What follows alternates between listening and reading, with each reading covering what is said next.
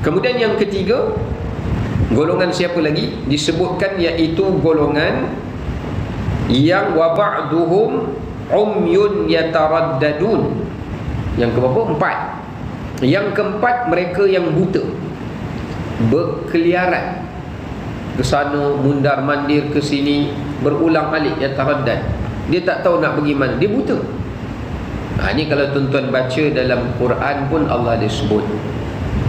Allah rakamkan dalam surah Taha, mereka berkata, qala rabbi lima hasyartani a'ma wa qad kuntu basira.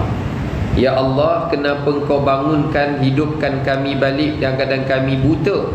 Wa qad kuntu basira, sedangkan kami sewaktu dekat dunia dahulu kami ni orang yang celik matanya. Pasal apa jadi buta ni?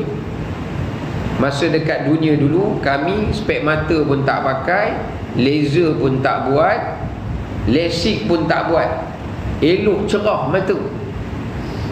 Balik-balik akhirat buta Allah bagi. Ya. Ni golongan antaranya.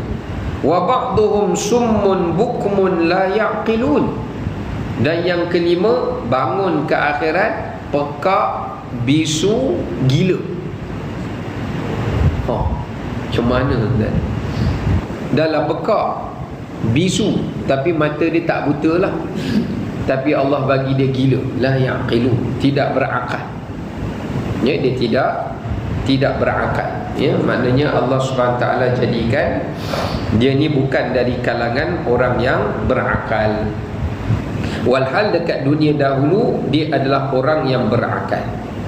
Wa ba'duhum yamduhuna alsinatahum, dan sebahagian mereka yang keenam menggigit, mengunyah lidah mereka.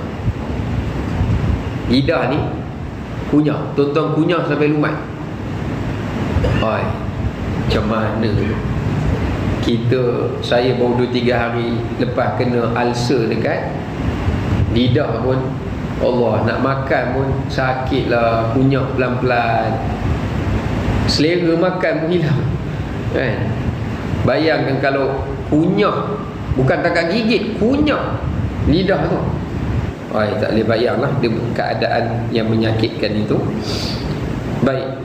Dan wa ba'duhum muqatta'atun aydihim wa arjuluhum, sebahagian mereka pula datang di mahsyar dalam keadaan hudung kedua tangan dan kakinya terputus. Maknanya fizikalnya tidak sempurna. Nak tengok full video ada di sini.